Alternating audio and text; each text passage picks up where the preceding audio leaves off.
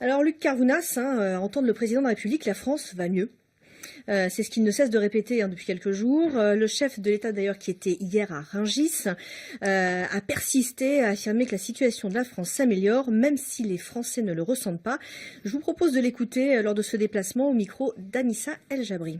Et il y a toujours qui sont des grincheux. Ça peut nous arriver, chacun d'entre nous, à différentes étapes de notre vie.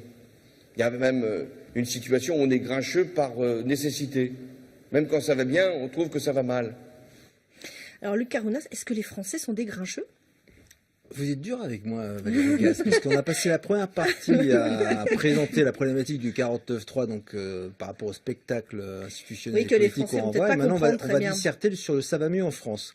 Ah bah c'est Donc la phrase je du vais moment, quand même. essayer de ne pas faire de langue de bois et de vous dire mon sentiment.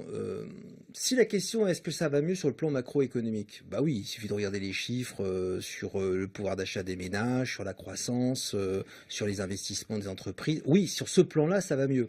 Mais ça se voit pas encore.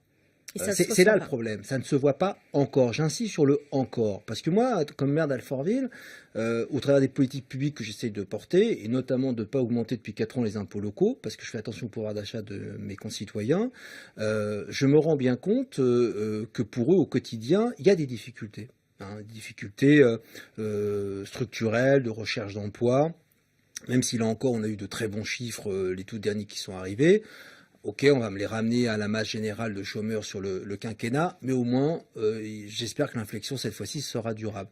Donc, je pense que le président de la République a commencé une séance, voire une séquence d'explication de son action. C'était extrêmement important. Je regrette que son discours, notamment au théâtre du Rond-Point des Champs-Élysées, organisé par la Fondation Jean Jaurès et mon ami Gilles Fulkenstein, n'ait pas été finalement retransmis en direct par les chaînes info, parce que c'était un grand discours qui remettait l'action du président et dans son quinquennat dans le fil de l'histoire aussi de la gauche. Et pour moi, le président de la République, dans cette séquence, il doit s'appliquer à réaffirmer le pourquoi de ce que nous faisons, d'en être fiers. Et après, c'est aux parlementaires dont je fais partie d'être plus dans le commentaire. Vous voyez, j'ai dit ça va mieux, je l'ai expliqué pourquoi, ça ne se voit pas encore. Et je pense, mais je crois que le président l'a compris au vu du discours aux mines de Rungis, que ceux qui l'ont peut-être conseillé sur ce ça va mieux, c'était peut-être pas forcément au président de la République directement de le dire. Rosine Fabre. Alors là où vous avez raison, ça me fait penser à une métaphore météo. Vous savez, quand la température n'est pas très basse, mais que le ressenti est pourtant très froid. J'ai l'impression que c'est ce qui se passe un peu avec François Hollande. Est-ce que vous n'avez pas le sentiment que c'est la personnalité de François Hollande qui pêche et que dans le fond, les Français n'ont pas envie, le détestent et n'ont pas envie de lui reconnaître les efforts fournis? Est-ce qu'il y a quand même un peu de ça? Sincèrement, je ne pense pas qu'il y ait de la détestation. Il suffit de regarder les enquêtes d'opinion. Alors, l'enquête d'opinion avec des sondages qui vous donnent bas ne veut pas forcément dire détestation de la part des concitoyens. La détestation, je la ressentais sincèrement et réellement vis-à-vis de Nicolas Sarkozy. Aujourd'hui, ce qui est dangereux pour nous et pour le président sortant, c'est d'entrer dans une sorte d'indifférence. Oui, il ne le méprise pas, c'est vrai, il le déteste pas. Vous avez raison, il y a une forme plutôt de mépris, d'indifférence qui peut être pire. Il est là le danger. En gros, aussi porté par ce spectacle à l'Assemblée nationale, où finalement les gens nous disent pourquoi on leur a fait confiance à ces gens-là. Je regarde ma montre, j'attends que ça passe et qu'on passe vite à autre chose. Il est là le vrai risque, porté de manière collective. Donc le président de la République, aujourd'hui, il est bas dans les sondages, c'est vrai. Il fait des déplacements importants à la rencontre des Françaises et des Français. Je vous dis, il est dans cette séquence d'explication. Je crois que c'est très urgent de continuer. Et puis le match, c'est dans 12 mois. Encore une fois, moi, je ne me résigne pas à avoir perdu le match. On va bientôt arriver à l'Euro 2016 avant de jouer la partie. Malgré tout, dans le gouvernement, on a un ministre qui est extrêmement populaire, ministre de l'économie pour ne pas nommer Emmanuel Macron.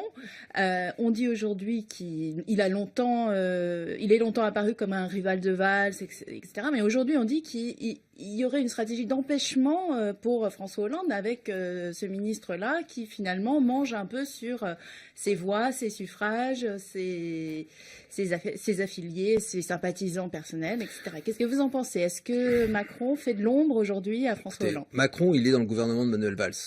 il a été choisi par François Hollande. Il a même été nommé ministre de l'économie parce que le président de la République a voulu nommer son ancien secrétaire général adjoint de l'Élysée. D'ailleurs, à l'époque, on lui disait, certains le critiquaient à haute voix en disant c'est le fait du prince. C'est un esprit brillant, Emmanuel Macron. Dans le jeu collectif, c'est important d'avoir ce maillon-là. Après, je fais partie de ceux qui n'ont toujours pas compris ce qu'était son mouvement En Marche. D'ailleurs, En Marche vers quoi? Mais j'imagine que si... peut-être oui, quand il va rencontrer le président de la République, certainement, il va En Marche vers l'Élysée. Mais moi, je pense que, puisque ce mouvement existe, qu'il y a une forme de laisser-faire, il était à Orléans, j'imagine que tout ça est vu et coordonné avec le président de la République. Ou alors, Emmanuel Macron est dans autre chose vis-à-vis de celui qui l'a Justement, porté. est-ce que cette Le absence 8 mai de clarté dans leur rapport, est-ce que ça ne nuit pas aujourd'hui à François Hollande? Est-ce que vous pensez qu'il peut se permettre de laisser faire un ministre, de laisser un ministre lancer son mouvement politique, faire dire dans le plus largement possible qu'il n'est pas l'obligé du président et de s'identifier quasiment à Jeanne Ne d'Arc? pas être l'obligé du président, il a, je crois, repris les choses, a fait un peu de rétropédalage. Sur son discours à Orléans, on nous avait promis un grand dessin de la France et on a finalement un cours d'histoire avec un autoportrait qui vous ramène à sa propre histoire à lui. Bon, c'est pas ma façon de faire de la politique. Ou alors, c'est ça, pour moi, tout ça, c'est le vieux logiciel. Moi aussi, je me veux moderne, mais je le démontre dans les actes, dans ce que je porte politiquement. La modernité, c'est pas une incantation. La modernité, c'est pas d'essayer de rejouer le ni droite ni gauche d'autres personnalités illustres de la Ve République qui ont tous échoué. Vous pensez qu'il a raison de laisser faire au risque de l'humiliation, au risque de perdre encore un petit peu en popularité? Je vais être franc avec vous, je vais botter en touche à votre question. Ça ne m'appartient pas de faire ce commentaire-là. C'est le président de la République, c'est lui qui a choisi Emmanuel Macron, il est dans un gouvernement. J'ai entendu le Premier ministre cet après-midi dire qu'il voulait que tous ses ministres soient au travail. Eh bien, voilà, moi je ne peux pas dire Manuel plus. Valls qui récemment avait dit lors d'un de ses déplacements que c'était à François Hollande de traiter le cas Macron. Écoutez, en tous les cas, encore une fois, il y a un mouvement en marche. On nous dit qu'il y a 10 000 adhérents marcheurs. Bon, ce sont des adhésions sans cotisation, sur Internet. Tout ça, c'est très virtuel. C'est l'ubérisation de la vie politique.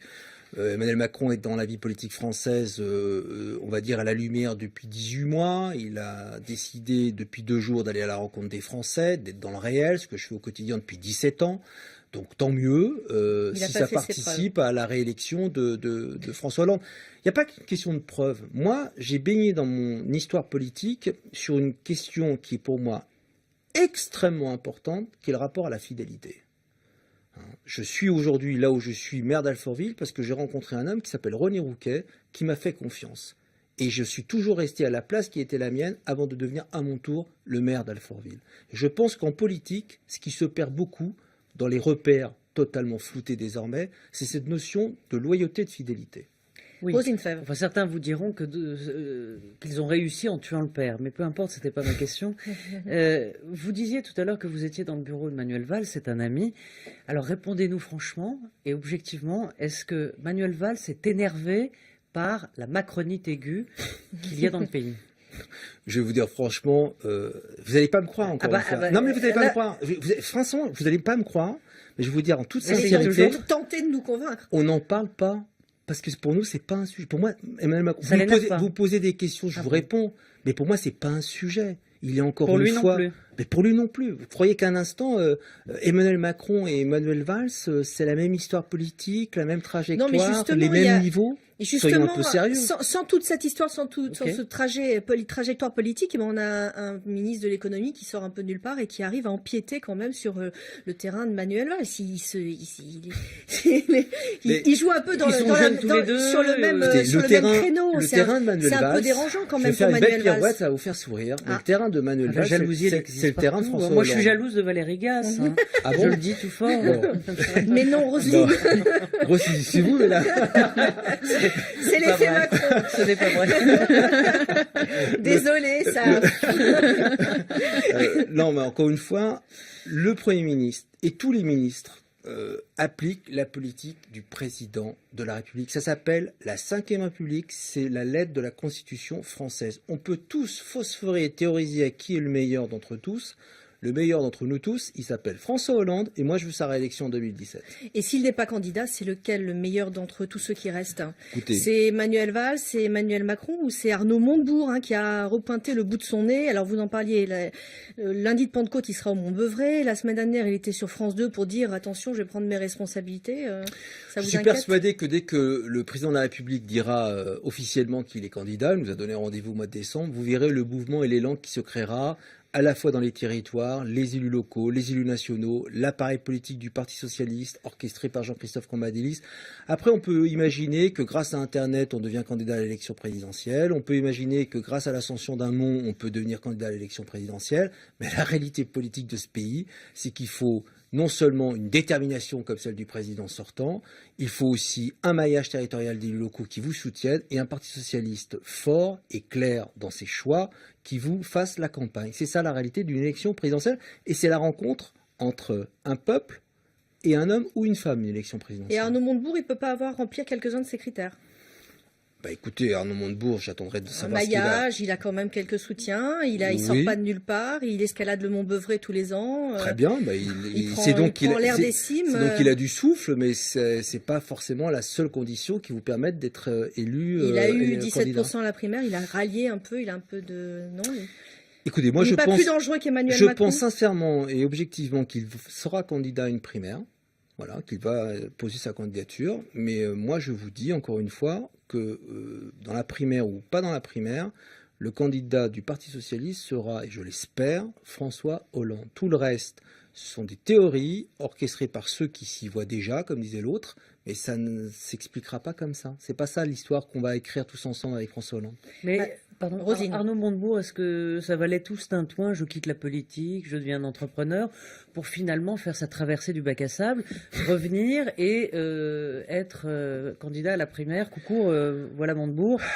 Alors qu'il était parti pour de nouvelles aventures. Je veux dire, là aussi, est-ce qu'il n'y a pas de tromperie sur la marchandise des hommes politiques? Moi, je veux critiquer personne. Pour que François Hollande soit réélu, on aura besoin de tout le monde. Et je fais partie de ceux qui Vous êtes sûr que vous aurez besoin de Montebourg?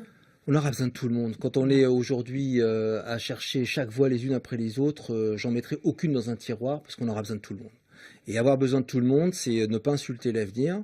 Et avoir besoin de tout le monde, c'est d'essayer de rassembler. C'est ce que modestement j'essaye de faire à la fois au Parlement et au Parti socialiste.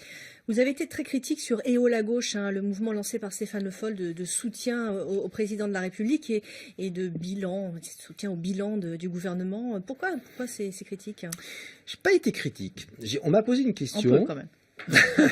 Non, Et mais vous moi, y avez répondu j'essaie de de manière parler un peu critique. sans langue de bois. Tout simplement parce que dès le lendemain, les Alfortvillais se sont interrogés sur est-ce que c'est la place des ministres, plutôt que d'être à leur travail, exactement ce qu'a redit le Premier ministre cet après-midi à l'Assemblée nationale, de porter le bilan du quinquennat, puisqu'ils sont eux-mêmes dans l'action de ce quinquennat. Je pense que non. Je pense que c'est le travail des parlementaires dont je fais partie et le job du Parti socialiste. De la belle alliance. Alors de on peut Jean-Christophe avoir Cambadélis. EO la gauche, on peut avoir En Marche, mais pour moi ce qui compte le plus, c'est la belle alliance populaire qui permettra de rassembler toutes celles et tous ceux qui se reconnaissent dans le projet réformiste et progressiste de François Hollande. Alors pourquoi Manuel Valls va rentrer dans la danse et va lui aussi organiser des réunions publiques? Alors je ne sais pas ce qu'il va faire, s'il va valoriser le bilan, se projeter dans l'avenir, rencontrer les Français. Mais en tout cas, lui aussi met sa petite pierre à l'édifice et lui aussi Mais les non. ancêtres dans l'action à la tête du gouvernement. Non, mais vous allez dire que je fais du prosélytisme pour mon Un petit ami peu, Manuel oui. Valls, mais sauf que Manuel Valls, il reprend le même chemin qu'il avait emprunté à la rencontre des Français. Au moment de la campagne des municipales, j'avais pas vu un EO la gauche municipale. Au moment de la campagne départementale, j'avais pas vu un En Marche départemental. Au moment de la campagne des régionales, j'avais eu que des critiques vis-à-vis du Premier ministre qui mouillait encore une fois la chemise. Et ben, il va mouiller la chemise dans ses rencontres avec les Français pour la réélection de François Hollande. Alors, pardon de vous dire de manière très claire que pour moi, c'est pas du même acabit, du même niveau quand le Premier ministre du gouvernement de la France se déplace pour porter le bilan et dresser des perspectives. Eh bien, on va changer de registre totalement et passer à l'affaire Denis Baupin qui agite le microcosme politique depuis hier. Elle a été révélée par France Inter Mediapart. Le député écologiste donc Denis Baupin, mari de la ministre du Logement Emmanuelle Cos, est accusé de harcèlement sexuel par des élus de son parti. Denis Baupin a démissionné de son poste de vice-président de l'Assemblée. Il conteste les faits. Il a déposé une plainte en diffamation. Qu'est-ce que vous pensez de cette affaire, Luc Carvounas?